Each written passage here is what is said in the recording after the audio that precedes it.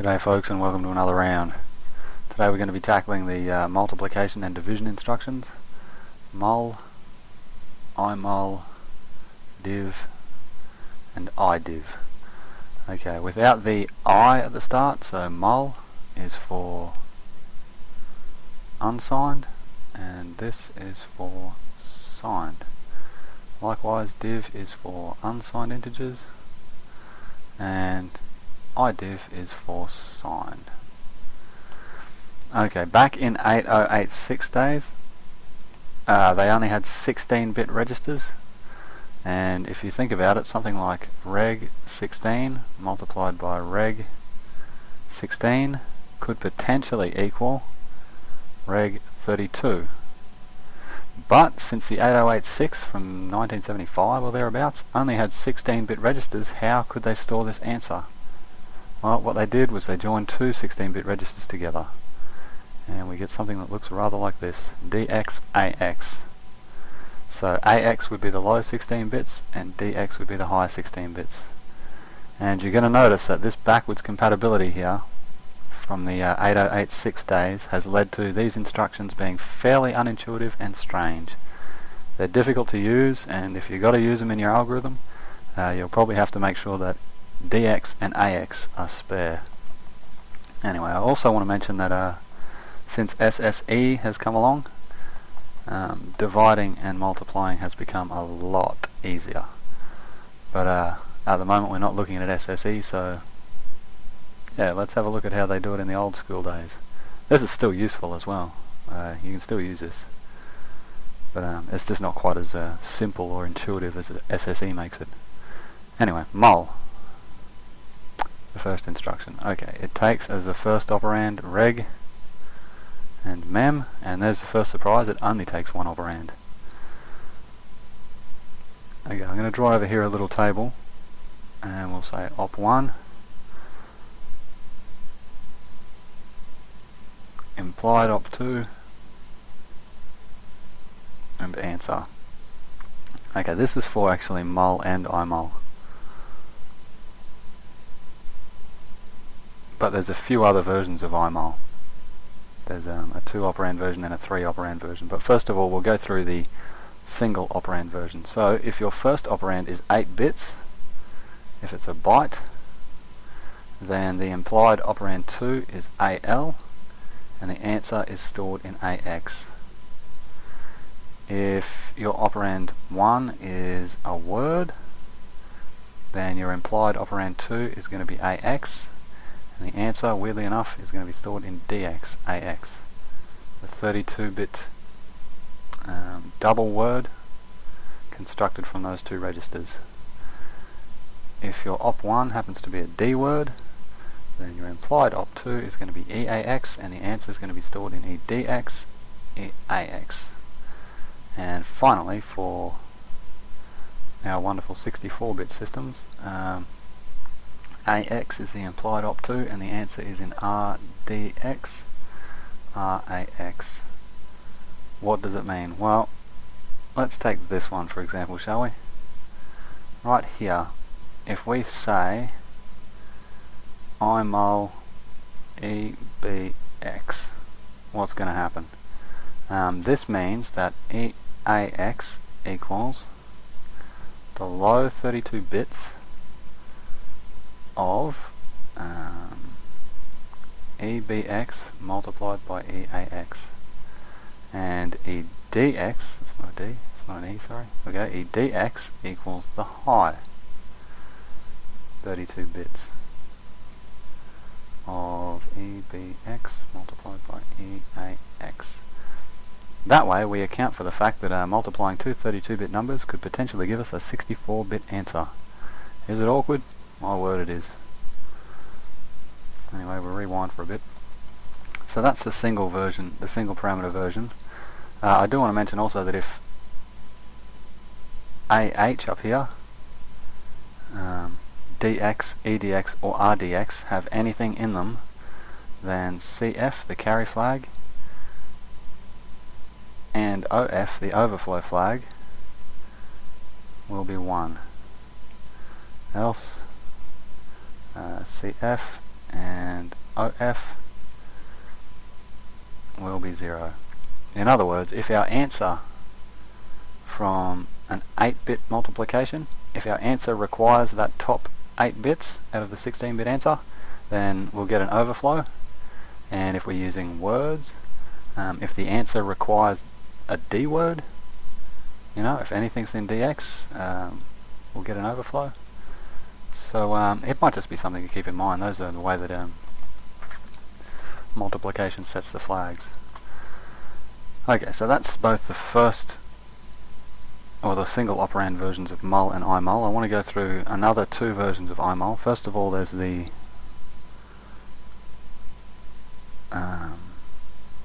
2 operand version, which just goes reg, and then the second operand can be reg or mem. And this is much more logical. This behaves pretty much the same as add and sub. So if this is op1 just here and this is op2, IMUL, reg, and regmem, the 2 operand version, does pretty much op1 equals op1 multiplied by op2. Beautiful. That's much more logical. It's a pity they couldn't make them all like that. Anyway, there's also a 3rd version of IMUL. Reg slash mem is op2, and the 3rd operand is IMM8, an 8-bit immediate. Do note that sadly we can't use CL here. In previous instructions we've looked at, sometimes you could use CL for the 8-bit immediate. In IMUL you can't. Anyway, what does this do? Well, it means that op1 equals op2 multiplied by op3. So this one equals that multiplied by that. Very easy. Now let's move over to division, where once again things get a bit awkward. Let's rewind. I'll keep rewinding. Okay, div and idiv work the same. They only take one operand. We've got div and reg slash mem and idiv reg slash mem. Okay, one operand each and the rest is implied. Let's have a look. So we give the divisor. Okay, so if we've got if we want to do, say, x over y, x divided by y, we give it y, and the x is implied. Well, that's the divisor. This is the div idend. And we're going to get back the quotient, but we're also going to get back the remainder. Alrighty, let's have a look. So first of all, the divisor that we give and the implied dividend. I just put here implied imp dot, and where does the quotient go, or the answer in other words, and where does the remainder go? Okay, run out of room over there, but anyway, if the divisor is 8 bits long, if it's a byte, then the implied dividend is going to be AX, and the quotient is going to go into AL, and the remainder is going to go into AH. Alrighty. If the divisor is a word, 16 bits in other words, the dividend is DX AX. Things start to get messy. The quotient is going to go into AX and the remainder is going to go into DX. If the divisor is a D word, an integer in other words, then we use e DX e AX as the implied dividend, and the quotient goes into e AX whilst the remainder goes into e DX. And finally we've got Q words, and of course they use RDX RAX as the implied dividend. The quotient goes into RAX and the remainder goes into RDX. Is that confusing? My word it is. It's horrible. Let me just draw a line there. Okay, so it's sort of similar to the multiplication. We use AX for our little ones, and then after a while they start to use DX as well. And the remainder's generally in the appropriate size of DX, except at the very start where, yeah, if you use an 8-bit divisor, then the remainder goes into AH. Alright, so this is absolutely horrible to remember, but all you should really remember is that if you want to use divide and multiplication, probably devise your algorithm around keeping AX and DX open. You know, they've got to be free because they're used as the implied dividend. I also want to mention that say we've moved into EAX, maybe the value 10. EAX equals 10. Maybe we've got the divisor in ECX. Maybe ECX equals, say, 5. And let me just draw a line around here. Then we issue the command idiv ECX. What's going to happen? Big trouble. Most probably. Because what has EDX got? This is where the problems start. This is where using these instructions becomes very dangerous. But EDX could have anything. So say EAX has 10, that's cool. That's a 10 over there. But EDX EAX might have F, F, 2, 1, 4, 8, 7. Actually, if that'll be an A really, hexadecimal. And we divide that number by 5, we get something stupid that we don't care about. So let's have a look over in C++ at how to use these. Like, they're pretty scary to look at, but in reality it's not difficult. Let's go. Okay, I've got over here a C++ front end. Just got an infinite loop where it takes 2 parameters from the user, and after we've got 2 parameters we perform these 3 procedures that I'm going to write in assembly. We've got multiply, divide and remainder using those 2 parameters. So I've got my header just here, pretty standard. We've just got the prototypes of the 3 functions, and finally over here we've got our assembly where I'm going to write down, well, we're going to write the code for doing these operations. So the first one we'll tackle is multiply. Now there's 2 versions of multiply that we went through, well there's 3 versions actually, but the 3 parameter version's no good to us here. So let's have a look first of all at multiplying with a single value. A single operand IMUL. Okay, we know by the time we get here that our operands are in RCX and RDX, the appropriate size of those, so it'll be ECX and EDX. All we've got to do is move the answer, mov, or move the parameter, into EAX. So that's the implied 32-bit operand. Then IMUL EDX. So EDX is the first operand. We've moved our ECX, which was A, into EAX. It's the implied operand, and we'll have the answer. That's a pretty confusing way to do it.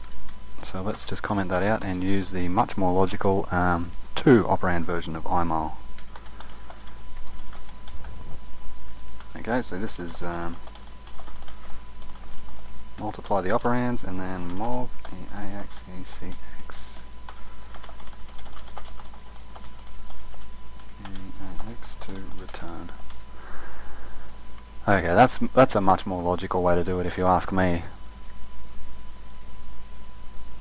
Yeah, it should be pretty self-explanatory as well. Just multiply and put the answer into you know, EAX. Alrighty, here we go. So here we go. Let's tackle divide. What are we going to do here? We've got to return A divided by B. Let me just put up here EAX and EDX. Sorry, that's not EAX, that's ECX, of course. And we want to return ECX divided by EDX. So I've just put a note here because I knew I would forget. We're dividing with 32-bit integers, so the implied dividend will be EDX EAX, the 64-bit pair. Alrighty, how are we going to tackle this? Well, one of the first things that we need to do is we need to free EDX if we don't free EDX, at the moment it's got the divisor in it. You know, that's no good to us. We've got to move that divisor somewhere else. So we need EDX free and we need that divisor somewhere else. So I've chosen R8D to put that into, and there we go. So R8D is now the divisor. Let me just make a note. R8D is now the divisor. Now we need to make the number EDX EAX. We need to make that 64-bit pair. So we need the dividend, which was ECX in EAX, and we need EDX to be nothing. Alrighty, so let's have a look at how we do that. We need the dividend in EAX.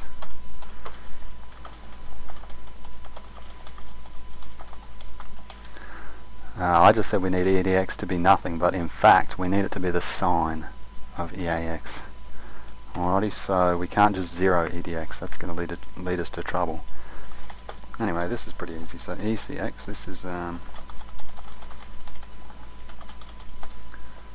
move the dividend into EAX. It's no good to us in ECX since EDX EAX is the implied divisor. Dividend, sorry. So now the other thing that we need to do is set EDX to be the sign of EAX. If the dividend happened to be negative and we zeroed EDX just like that, then the implied dividend, the 64-bit implied dividend, won't be negative, since the leftmost bit of EDX would be a 0. So what we've got to do is copy the sign bit of EAX all the way through EDX. It's going to be all 1s if EAX was negative, and it's going to be all 0s if EAX was positive. Now there's a couple of ways you could do this. We went through one way with a bunch of arithmetic shifts, but this is actually so common an activity that there's a command to do it. So CDQ, this is the one, convert to sign extended, and this copies the sign bit of EAX to EDX. I say copies, it actually fills EDX with the sign bit of EAX. Okay, so now we've got a 64-bit number, EDX EAX, but EAX is just going to be whatever they gave us in ECX. We've just sign extended it. Okay, what do we do now in our rather confusing little look here?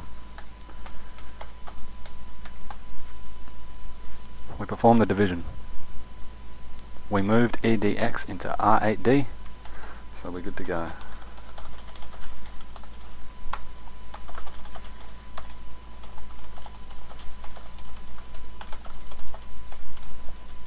And the answer, thankfully, is already placed in EAX for us. So let's just zoom out a little bit, and we come down here to our final function, which is going to get the remainder of A divided by B, and this is exactly the same actually, only instead of, let's see, copy, instead of returning what's in the quotient here, which was EAX,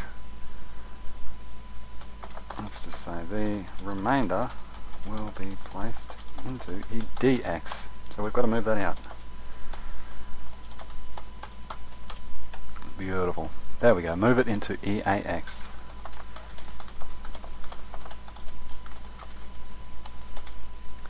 Ready to return. And yeah, that's our 3 functions. So let's give it F5 and see what happens. Okay, 10 and oops, 7. Alrighty, 10 multiplied by 7 is 70. Yep, that's what I was told. 10 divided by 7 is 1. Yeah, pretty much. Integer arithmetic it is. And 10 modulus 7 is 3. Looks good. And that's our answer for whatever that is. 6787 623 divided by 234 equals that. Yeah, looks good. Okay, well, I hope that wasn't too confusing. I know these remainder and divide instructions particularly are really pretty horrible, but do keep in mind that SSE has made these things much easier. So a bit later on, when we start looking at SSE, we can wipe the sweat off our brow and start using that instead of these awful backwards compatible instructions. Okay, that's the end of the tube. Thank you for listening.